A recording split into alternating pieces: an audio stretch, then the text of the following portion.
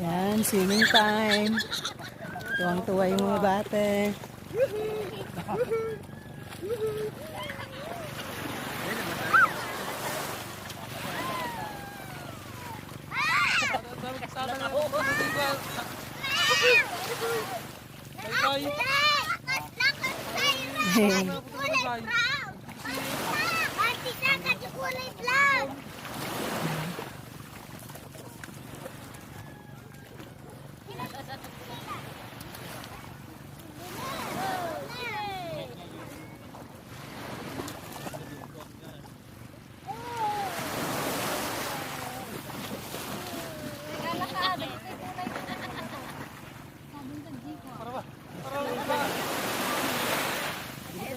Sa amin ang beach.